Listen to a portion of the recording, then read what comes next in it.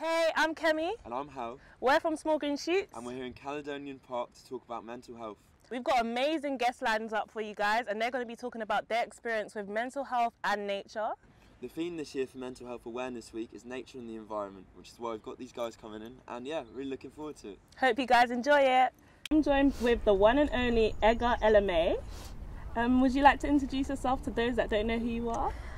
Yeah, so I'm a singer, I'm a songwriter from South London, and I very much care about people's mental health. So I'm Ysabel. I'm an anti-racist and intersectional feminist activist and educator. I'm the co-founder of the Speak Up Space and also co-host of the Accidental Activist podcast. My name is Romario Simpson. I'm a youth mentor and then I'm an actor as well. I'm also a creative. I currently do one-to-one mentoring sessions with young people, age ranging from like 12 to 18. Also work in schools where I do workshops with groups or one-to-ones as well. And currently in a residential children's home, looking after 2 young girls who are in care. Wow, you're really out here, really doing a lot for the community. I love that. That's Thank amazing. You. And so,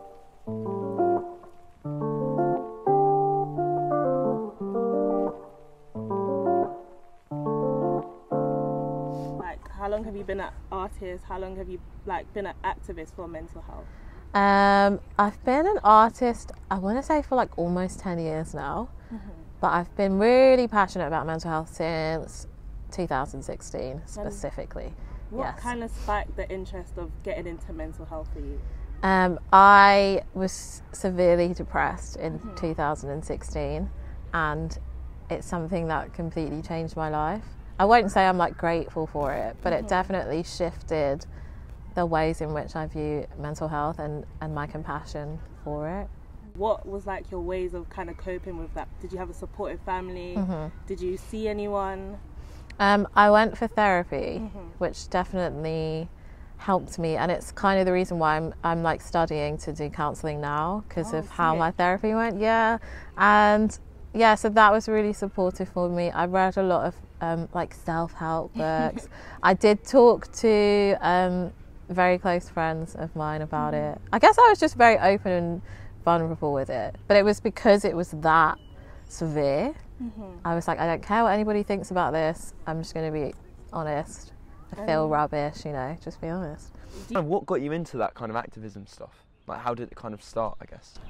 It just felt natural, because I didn't initially start off by talking about mental health or anything, because I'm not an expert at the end of the day, but I realised that a lot of the feelings I was having and the thoughts were the same as my friends, and I was well, if it's the same as my friends, it's going to be the same as my followers as well, so let me just put it out there. And I think people found a lot of comfort in it, so I sort of just kept going. So because it is Mental Health Awareness Week in May, how would you say, why would you say mental health is important just in general, either to you or even to the people that you do work with? I think mental health is important to me and everyone I work with, because it's where we find sanity in our heads. It's it could be chaos or it could be peace, and a lot of time it is chaos because the world is in chaos. So it's important to take measures to keep your mental health at a functional level where it's not too overwhelming, and it's extremely important to attempt to do that, just so you can live more efficiently, I guess. Yeah. So does nature play a big part in your mental health, would you say? Absolutely. Yeah. I love a park.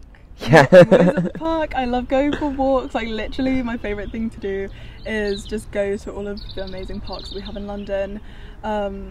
I don't know what I'd do without the outdoors. It's gotten to the point now where I've kind of decided that as part of my self-care routine that I have to do every day is go out for a walk that lasts minimum half an hour. It's just so important to be outside, and if I can't do that, then I have to at least open my window and just let the air in.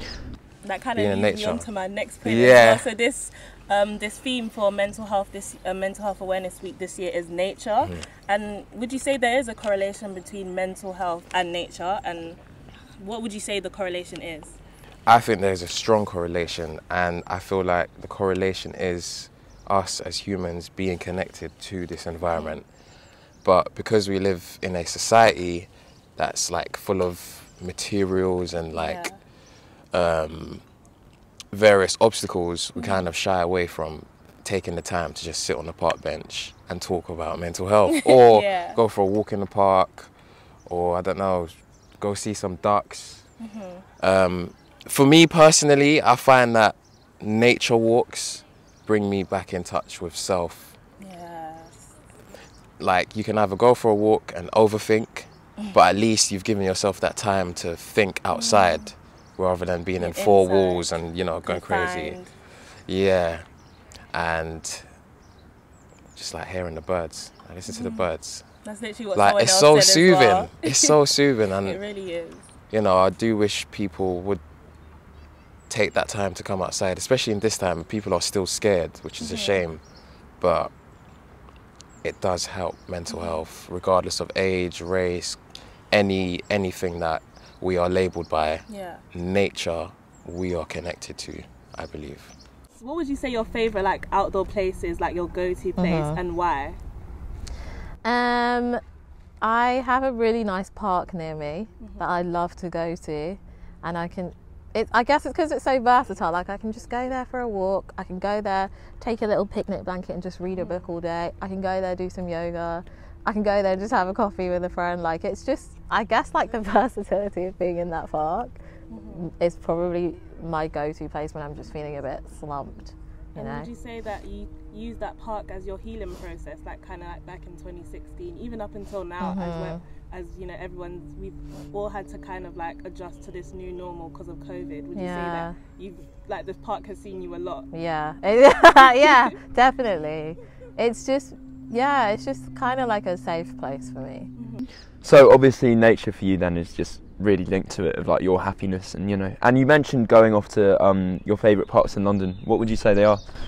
I love Holland Park so much. It's so nice. It's just pretty, isn't it? And like having the Kyoto Garden there, and I love Hyde Park as well. It has like a lot of childhood memories attached to it. So I love going there as well. Why do you think it plays a part in your well-being? Like, what about being in outdoors, like, what, you know, how is that good for you? I feel like the fresh air can just do me so much good, and I think it does a lot of people as well. Like, it's not going to solve all of your problems by any means, but it can really, really help you because you're out, you're breathing in fresh air. I find that when I get like in my room and I'm just there for ages, it feels so like stuffy and imposing, but whereas when you're outside, you just feel so much freer, and there's like, I don't know, even the sounds of like the birds and stuff is just so like calming for me. What I really like about nature is I really like watching the trees. And I feel like, you know, in winter it's a time when a lot of the trees are just really like sparse and not so great looking, and just a bit withered and, you know, quite just dull almost. And then it gets to spring and then they blossom, and then it gets to winter and then they just go, you know, dull again. And I just feel like it's kind of representative of how we are as humans. It's like a full spectrum of just being a human, you know. And so sometimes I'm like, okay, this is just a natural cycle of our lives. And so even something as simple as just watching the trees can shift our perspective on how we are as human beings, and how we're not always blossoming the full year round. You know, there are times sometimes where we're just like, this is the season where I'm just going through it, but the blossom's coming, you know. So I think just getting out in nature and noticing things is really important. That's like really interesting about the trees, because I never would have thought of that, and I feel like that's something I'm definitely going to take into consideration as well. Like what you're saying about like watching trees as well, like me and my dad, like when I was younger, like when it started to get warmer, we would take like pictures of the trees that were near our house to see, like kind of like every week to see like how the leaves grow, because they grow quite quickly. Exactly, you don't even notice. And one day you're like, whoa, one day there's no leaves, and the next day you look out, there's leaves. Like it's a full blown like.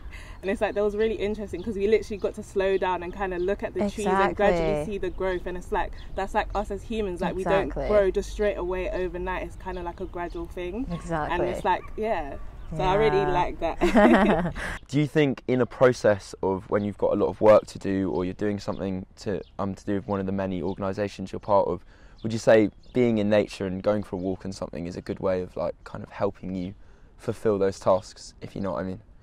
Yeah, literally. That's why it's such a key part of my day now, going for a walk, because I've realised that I need to clear my head before I even start anything. I think self-care needs to come before work rather than after it. You know, I always say this, you need to rest to work, not work to rest, and part of my rest is being outside and taking a walk and taking a minute. And I also find that I tend to come up with really good ideas when I'm just out and about as well, and just feeling peaceful, because my brain can actually think. It's got room to breathe. Because you are an artist, would you say that the environment has a big impact on your creative process? Yeah, because also like the creative process can often be quite it's like you're really in lots of moments of solitude. So sometimes when I just step outside and I just like breathe in the fresh air and I hear sounds, and you know, it can really influence me to actually just take a break and just take a moment to breathe and slow down, and take in my surroundings. And what kind of, and I also see that on your Instagram you do yoga, and there was a point where you was doing it in your room or in your living room or in your house, and then one day you went to the rooftop. Would you say that you wanted to like, would you ever like go do yoga in like an open kind of field, or have you done that before? I've done it in a park before, and I do feel the difference, because I've realised when I've gone out onto the roof terrace, I felt the sun like beating on my back, and I was like, oh, this is just so nice. And then I just felt like the air, and it was just the sunshine, and it was just such a different experience to doing it like in my living room, you know. So it is something that I'm actively wanting to do more. I do get a bit shy about like doing it in a park. Public. With me, I've just learned to kind of just like block everyone out and realize that no one really actually cares what you're doing. Like, no one's really but it's like you probably won't see them again. Exactly. If you've got your earphones in, listening to music in your that zone, is true. I do try and do that more, but it felt like when I was on the roof, because it was just me, it was still like, it was like the best of both worlds, because it's like I was outside, but there was also, there was like nobody looking at me. It's really cool. I was like, I want to find a rooftop to do yoga. It was really good. Do you know, I've had that roof terrace for like 3 years, and I never realised until like last year. Like 2 weeks before the end of summer, I was like, wow, we have this and we never knew. And you said you're a youth worker as well, so you work with, I guess, like kind of like challenge kind of youth. Or I don't want to say challenge, but I guess like So I work with children with ADHD, ADD, SEMH, children that self-harm, children that have tried to commit suicide before. So it is quite intense and personal interacting with them, because you know, I know this information, they know I know this information, and so they put up a wall, and then it's kind of my job to kind of break it down and build that trust where we can have intellectual conversations about what's going through their head, you know, and how their environment is affecting them. So it is quite challenging sometimes, but it's also rewarding. Yeah, definitely. It must be.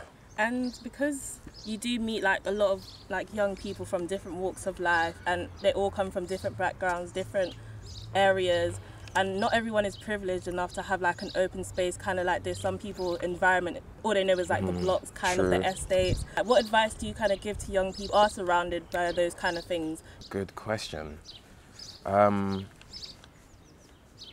don't think someone's asked me that before, but for those that are like products of their environment, that live in council estates or underprivileged communities, I'd say that even if it's just a walk, even if there's not a local park, if you just walk around the block, put some headphones in, play your favourite calming tune, and just observe, you know, yeah, parks are a privilege. Not everyone has access to a park. That's a really good point. But I'd say music mixed with nature, because some people might not find walking without listening to music beneficial. But if you mix the two, they could find something in that soothes them. What advice would you give to someone who perhaps isn't going out into nature right now and doesn't feel like it's accessible to them? Like, how would you, get into doing that, if you see what I mean? I think, obviously going outside, especially by yourself, isn't always a possibility for everyone. So if you can't do that, I think literally going and sitting by your window or sitting on your patio or something and just being able to take in some fresh air, I think is so important, and can just change your life just a little bit. Just being able to experience part of the outdoors, or like buying a plant or something. I love having plants. It gives me something to care for. Yeah. It helps me have a bit of a purpose, because I'm I have this thing that I now need to look after. I need to make sure that I keep on top of that and stuff. And then if you are able to go outside, just do it occasionally, even if it's just once a week. Don't think you need to spend loads of money or do anything wild. Just little things I think are so important. What kind of advice would you give to people that don't necessarily have that kind of outdoor space? I would say just start where you are. Even if it is just taking a walk outside your front door, taking a few breaths, sitting outside for a moment whilst you drink your cup of coffee like we are, I don't think it needs to be I need to find the best and the biggest park, I need to go to where the ocean is, I just think just take a breath, just step outside, and I think that even that just the first does step. it just works wonders. Yeah, I like that. And also you have a track called Nature. I do, and yeah. There's one point in your lyrics that you says, "This life is not meant to be a struggle. I only have to look at nature and it shows me every day." And what exactly did you mean by that? I guess you said, you take photos, you were taking photos of the trees, and 1 minute there was just nothing there, and then 1 minute it's just and it just happens naturally. And I think that it doesn't need to be forced. It will naturally have its own life cycle with or without your input. It just happens. So I just feel like when I said that, it was more so me saying I don't need to force my life. I just need to allow it to happen. I just need to show up, and life will bring me whatever it needs to bring me. Honestly. Yeah. And because you do work with youth, do you have a youth club or a youth centre where kids can come and do different activities, or how is it? So with Gloves Not Guns, promo. Shameless promo. They have a boxing gym in Norbury. Okay. And the boxing gym allows for youths, male and female, in the community to come and learn how to box as self-defense. Also, there's 2 other initiatives. There's Brazilian Jiu-Jitsu and yoga. Okay. So young people can come to the centre and learn these skills to help their physical and mental well-being. So I guess that's kind of a way for people that don't have access to outdoor spaces. Yeah. That's a way for them to leave their house and kind of leave their house with a purpose as well, because they're going somewhere that's going to essentially benefit them. So yeah, that's actually really good, and I'm really glad that there's still places Me too, that I'm glad, because yeah. I know that the government has cut a lot of youth club, youth funding, which is kind of annoying, because they will complain that the youths are getting violent, doing this, but then you're kind of shutting down the places that they are meant to go to release this stress. So what do you think is going to happen? It's So just in regards to Mental Health Awareness Week, I know you're doing a lot of stuff on your social media and publicly about mental health and getting people to talk about it. Kind of, why do you think it's so important to do it in a public way, if you know what I mean? Because I think we just need to destigmatise it. Everyone has mental health, not everyone has a mental illness, but we all have mental health, and we all need to look after ourselves. And I just don't see why we wouldn't talk about it. We all go through stuff and we all experience stuff. There's nothing wrong with that or anything to be ashamed about. So I just think it's good to get people talking. And I'm not someone that's really far removed from people. I'm not yeah. celebrity or anything. So it's just oh, you know, this is a normal person and they're experiencing my experience. And that can be really like helpful to, I guess, anyone watching it. Exactly. Yeah, I think it's especially good what you're doing in the sense of a lot of the time you're looking on social media stuff and you're thinking, you're comparing yourself against other people's like achievements and good things. Whereas I guess you're creating a space where you're talking about things that might not be so good. Yeah, exactly. And yeah. I think it's so okay as well to just exist on social media as like someone that's a little bit mediocre as well. Yeah. I feel like we don't get enough of that. Like Just everyone always looks like they're doing the perfect thing, and I think that can really like get you down because you're like, God, why am I not perfect at that? Yeah. And I'm like, let me just put out this thing that, you know, I tried really hard on, but it's just not very good.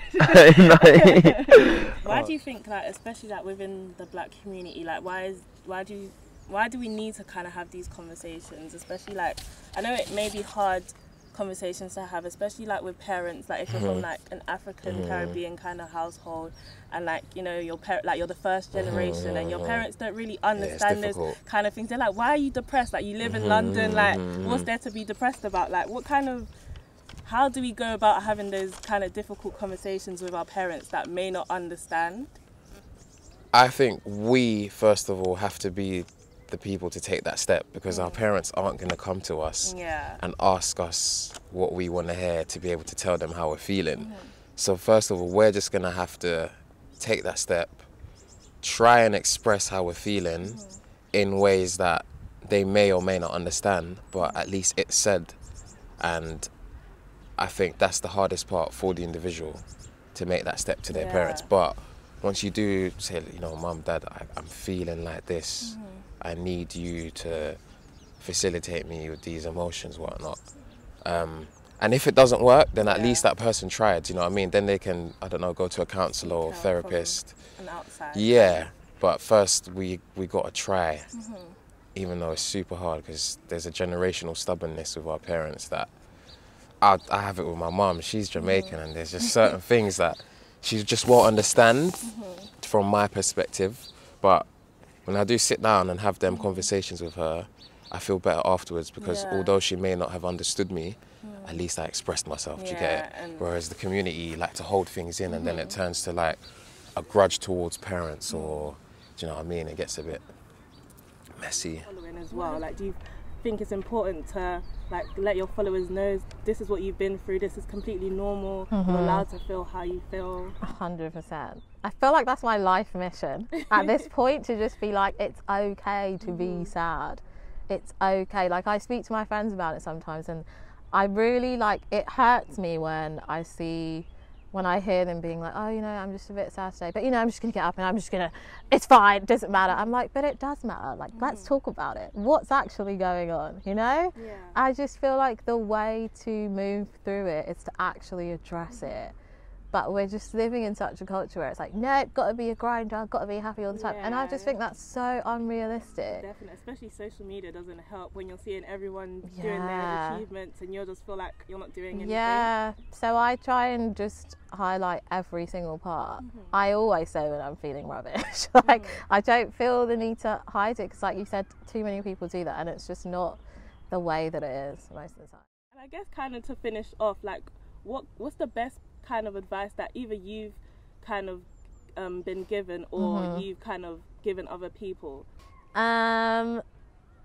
Feel what you feel. That is just, I feel like I've said that so many times in this interview, but I just feel like that's the most important thing. It all starts with how you truly feel about something, and then you can address it, and then you can work through it. Also, if you can, and you if you're able to, I would suggest therapy. I always suggest therapy to people. There's like low-cost therapy. You could just Google that and then put like your bar in, and it comes out with low-cost options. And yeah, I guess, yeah, that's it. Just feel how you feel. Be honest. So feel how you feel. And yeah, thank you so much for having this conversation with me. It was really eye-opening, and Thank you. I learned quite a lot as well, especially the tips about how looking at the tree. Like, I'm definitely going to take that in, because I never actually thought of it like that. But I'm actually glad that I've had this conversation with you, and I can actually take something. And I hope that everyone else that is watching is able to take away something. But is there anything else you'd like to kind of like plug? good question. I don't know. Do I have anything coming up? I wish I could say like I have it, but coming up. I don't. No, I mean, we've got kind of lots coming up with the Speak Up space, and I do work with Our Streets Now, so kind of keep an eye on their campaign as well. And I think kind of vital organisations like the Speak Up space and like Our Streets Now are key for mental health as well, because it's like if you're able to kind of seek the right support and we're able to make things better as well, then that's going to make us all happier. Any last things you kind of like want to promote? I see you're already wearing your Gloves top, Not so Guns. is there anything Check else them that's out. coming out, even to do with Mental Health Week, or even just in general, that you want to kind of promote or plug? I'll just say to everyone to let's continue supporting each other. Let's continue having these difficult conversations. Let's continue connecting with nature, and you know, this pandemic won't last forever. All we got is each other. So thank you so much for joining us, and I hope you enjoy the rest of your day, and I really enjoyed this conversation. Me too. And yeah, Sweet. have a good day. Blessings.